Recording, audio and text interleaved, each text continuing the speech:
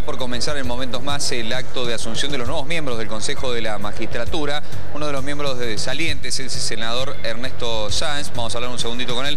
Senador, bueno, muchas gracias por atendernos. La pregunta que nos hacemos es, con la nueva conformación del Consejo de la Magistratura, si vamos a tener un consejo un poco más equilibrado o el oficialismo del gobierno va a mantener su dominio, por decirlo de alguna manera. No, creo que va a haber un consejo más equilibrado. De hecho, las elecciones de los consejeros en los últimos 2 meses, tanto en el caso del abogado de la capital federal, del abogado del representante de los abogados del interior del país, de los jueces, han demostrado de que hay una intención de equilibrar mucho más que en estos últimos años la actividad del Consejo de la Magistratura. Débora, los escucha el senador. Bien, senador Sáenz, gracias por estar con nosotros.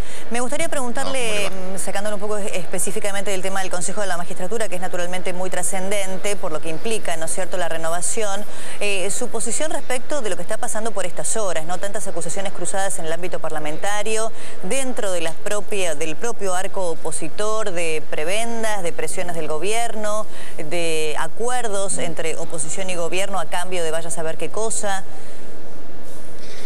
Bueno, hay que separar 2 ámbitos o 2 cuestiones allí. Una es la cuestión de los supuestos acuerdos o pactos entre el oficialismo y algunas fuerzas de la oposición para dar quórum o para discutir el presupuesto del año que viene. En eso debo decirle que son acusaciones descalificantes, agraviantes, mentirosas. En el caso particular del partido que yo presido, la Unión Cívica Radical, lo que hizo el día miércoles es lo que venimos anunciando desde hace 2 meses. Sentarnos a debatir, a discutir el presupuesto nacional. Es la ley más importante de todas las leyes que se discuten en un año. Allí el gobierno puede formular su plan de gobierno para el año que viene y la oposición tiene la oportunidad, hoy por primera vez, después de 7 años de una hegemonía absoluta del oficialismo en el Congreso, tiene la oportunidad de establecer límites a la discrecionalidad para que el gobierno no use la plata como quiera, límites a la arbitrariedad para que no distribuya los recursos a las provincias que quiera, límites para que haya control, por ejemplo, de los fondos fiduciarios de obras públicas. La oposición tiene esa oportunidad. Por eso nos sentamos, por eso discutimos y por eso es que logramos que el gobierno no tuviera una mayoría absoluta como en los años anteriores y hoy esté obligado a encontrar esas modificaciones o aceptar esas modificaciones.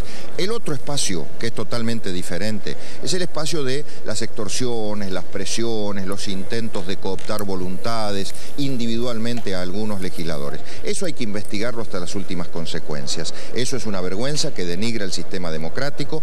El gobierno tendrá que explicar quiénes son los funcionarios que hablaban o pretendían cooptar las voluntades de los legisladores, y los partidos políticos en su conjunto tendrán que explicar quiénes han sido los legisladores que no vinieron a la sesión o que habiendo venido y habiéndose sentado, luego se levantaron por alguna razón. El sistema político argentino tiene que explicar esto ante la sociedad para generar transparencia y para evitar que esto quede en un mundo de denuncias cruzadas sin sentido.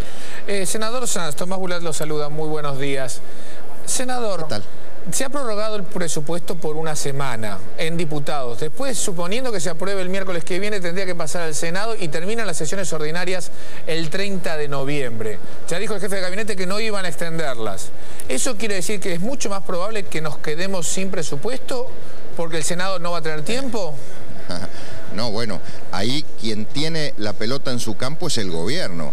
El gobierno es el que tiene que demostrar si quiere tener presupuesto o si por el contrario quiere valerse de una ley que rige en la Argentina que establece que si no hay presupuesto votado, rige el presupuesto del año anterior, con toda la discrecionalidad que significa gobernar el año que viene con el presupuesto de este año, que es un presupuesto muy discrecional, pero además agregándole todos los recursos que van a recaudar el año que viene.